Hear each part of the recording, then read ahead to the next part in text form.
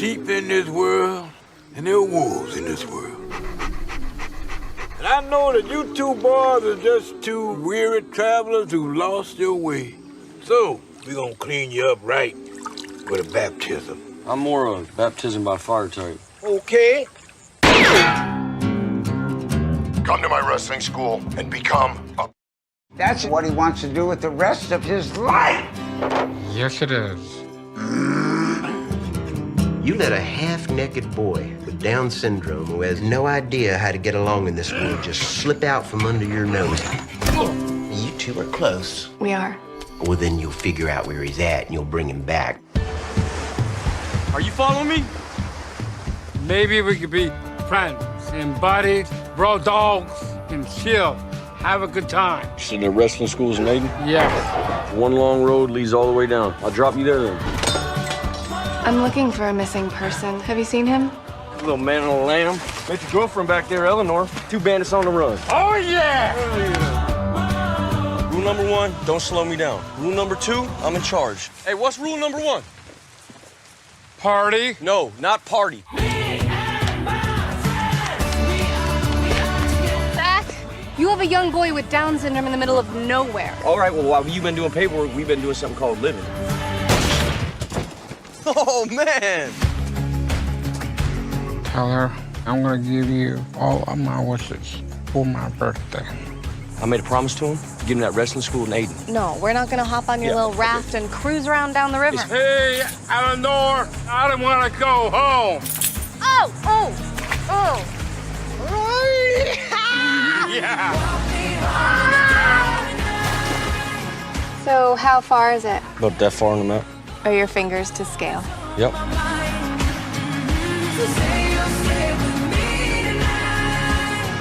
I think it's time for us to go back now. We could be a family. Friends are the family you choose. Wrestlers got alter egos. You need a name. Falcon. Peanutbutter Falcon!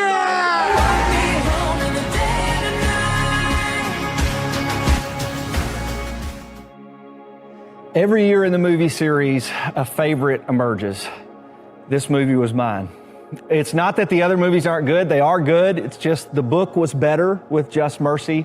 The real story is better with Harriet. And I'm just not a huge fan of animated movies. No offense to Onward. It's a great one, but it's just not my thing.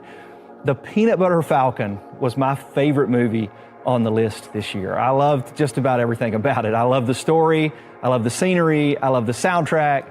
Any movie that bills itself as a modern day Mark Twain fable, I'm in on that movie. The movie tells the story of two characters, Tyler and Zach. Zach is a 22-year-old with Down syndrome who lives in an assisted living facility, presumably because there's no other facilities available or there's no family available. And he's cared for by a lady named Eleanor. She's played by Dakota Johnson. Well, Zach is always trying to escape the assisted living facility because he dreams of being a professional wrestler. And he's been watching these old VHS tapes of the saltwater redneck who has a wrestling school down in Florida. And Zach dreams of escaping the facility and going to the wrestling school down in Florida. Well, one night his roommate, Carl, who's been encouraging this dream, helps him escape. And he escapes in nothing but his underwear and ends up hiding out under a tarp on a fishing boat. Tyler is a crab fisherman who's been stealing crab pots from other crabs fishermen. He's troubled, he's down on his luck, he's depressed about his brother's death, which was his fault. And after this confrontation with the crab fisherman he stole from, he gets back at them by burning the pots on the dock, and he burns $12,000 worth of equipment. Well, of course, they catch him in the act. They start chasing him. He runs and escapes in his fishing boat, which is the same fishing boat that Zach is hiding out in. Of course, Tyler discovers Zach's presence. He tries to ditch him early on the bank. Some kids are bullying Zach, and so Tyler comes to his defense, and he agrees to take him to the wrestling school. And so that begins this Huckleberry Finn part of the movie. They get on this raft together and they float, through the Outer Banks on their way down to Florida. Eleanor eventually catches up with them, and she decides to join them on the journey. And there's the two protagonists here, Duncan and Rat Boy. They continue to chase them all throughout the journey.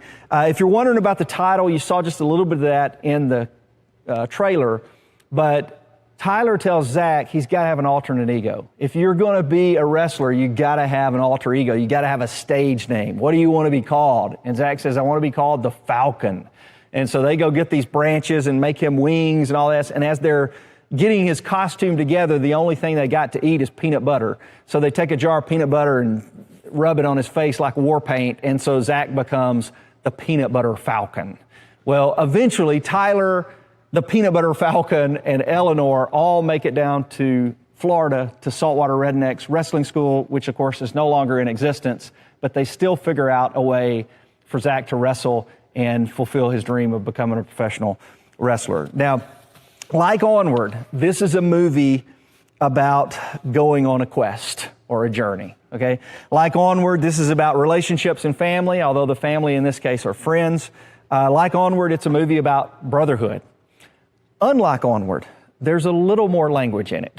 And we've tried to be creative in our editing process. So the trailer or some of the clips you see may have some bleeps in them. And that's why it's a movie that's rated PG-13, primarily for its language. But the way I want to preach this film today is I want to tell you about two scenes that lead to two lessons that lead to two verses. And I think we'd all do well to follow them. Now, the first scene takes place right after Eleanor has caught up with Zach and Tyler. And she actually decides to join them on the journey. One of the reasons is because Zach throws her keys in the ocean. The other reason is that she finally sees how important this is to Zach that he make it to this wrestling school. But as they're on this raft, you quickly discover that Eleanor sees Zach in one way and Tyler sees Zach in another way. So Eleanor continues to see him as someone in need of her care, and he is in need of her care. But Tyler sees Zach as an equal companion, and he is that too. One of the beautiful aspects of the movie is the way that Tyler treats him as his equal. He teaches him how to swim, he teaches him how to fire a gun, he teaches him how to believe in himself, teaches him how to believe that he can do things that other people think he can't do.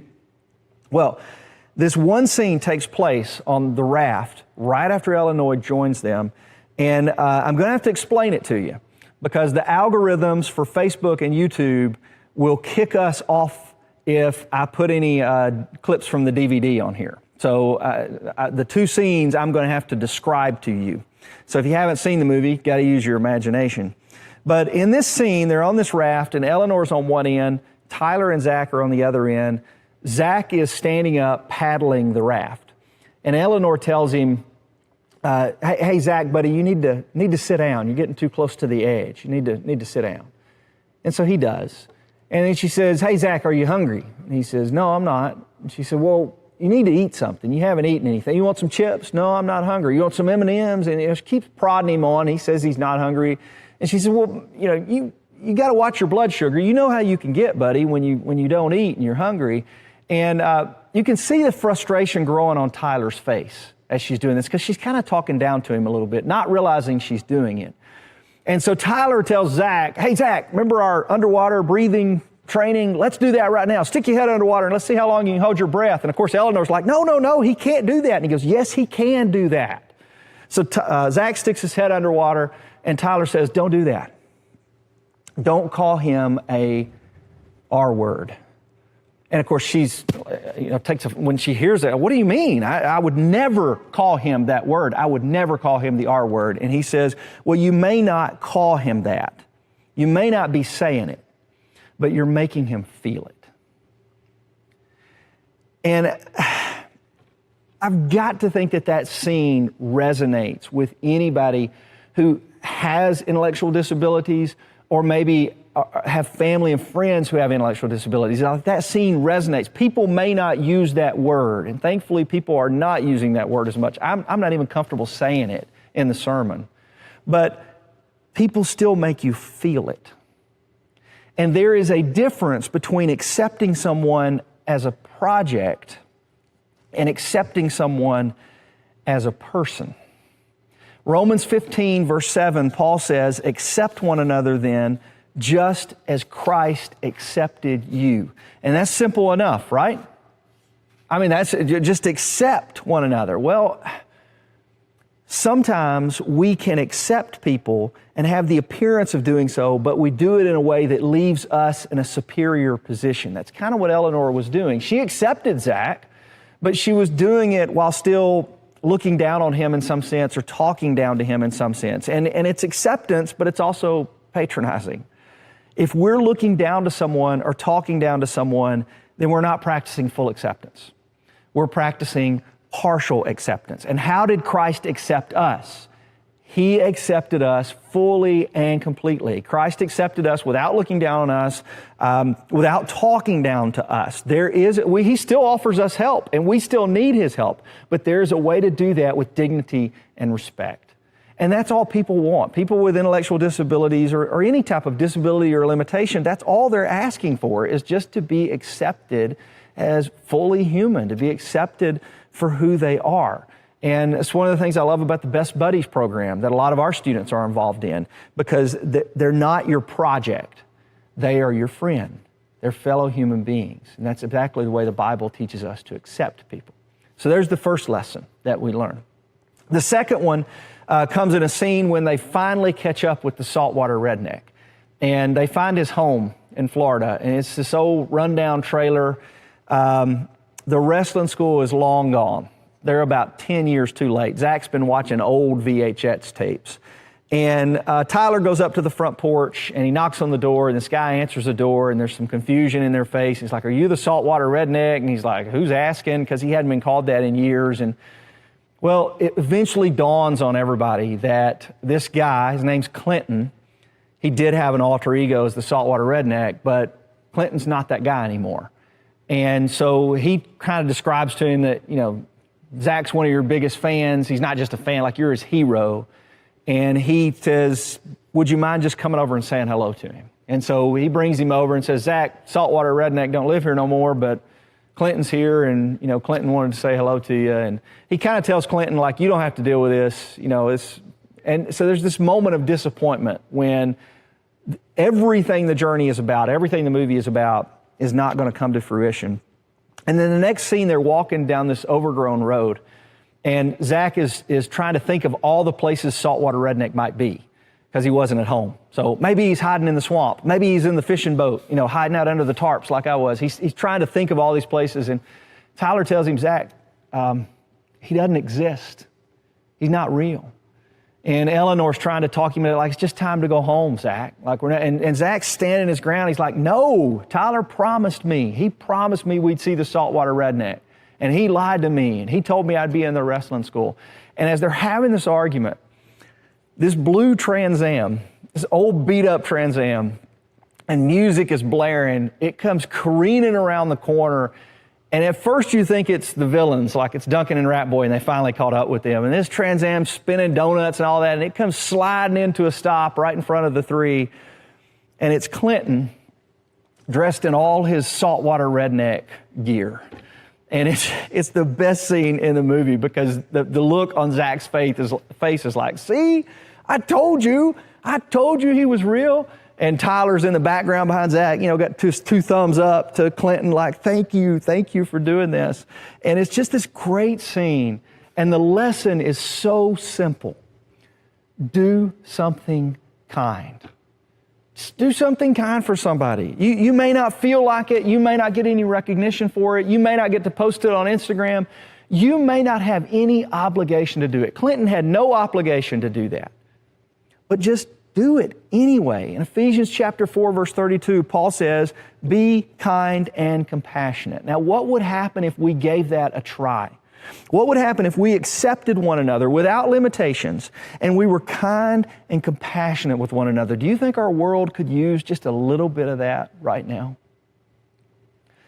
Well, this is where the real story informs the fictional story. And I told you the Peanutbutter Falcon's based on a true story. It's fictional. Zach's quest of trying to become a professional wrestler is a made-up story. But it's based upon his quest to try to become a professional actor. And that's the whole reason that the movie was written in the first place, because two people met Zach and they accepted him for who he was, and then they decided to do something kind for him. And I can't actually show you this clip because this was on YouTube, and so we'll end with this. Watch the story right here. Ready? Yep. Ready? I'm ready. Zach, who are you sitting with? I am sitting with those two. I would say Java and Dakota.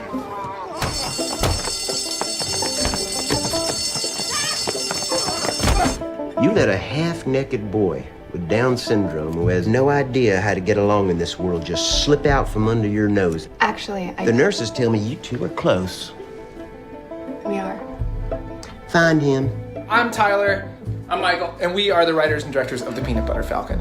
So we met Zach 8 years ago at a camp for people with disabilities that we were kind of hanging out at, and then we were all having dinner.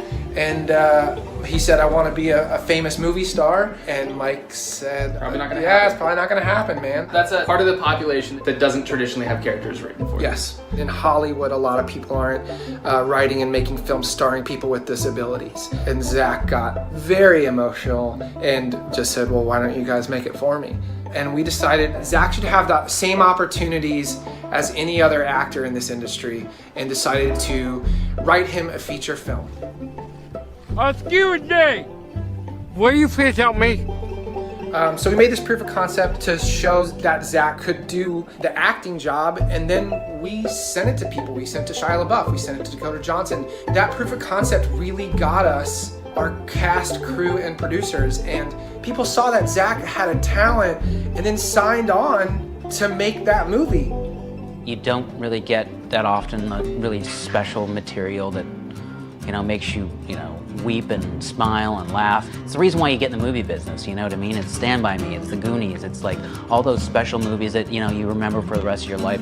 I'm here because I felt that this whole thing had a chance to be lightning in a bottle.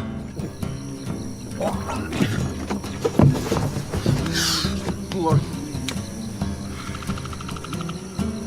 are you? And what we did is we took pieces of Zach's real life, things that he liked, wrestling, swimming, parties, and worked it into a script. With Tyler and Mike, we were in a constant conversation all the time. When we get off set, it's still going all night, all day.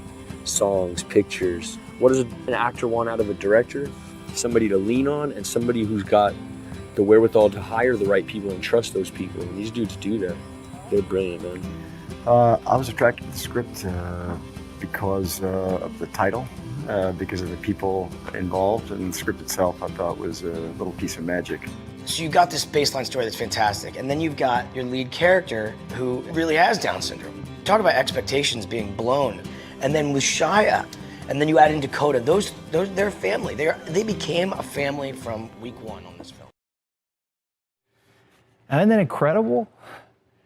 They accepted him for who he was. They didn't try to put limits on him. They didn't talk down to him. They didn't look down upon him. And then they did something kind and compassionate. And that's it. Accept one another in the same way that Christ accepted you, and be kind and compassionate to one another. Our world could use a lot more of that.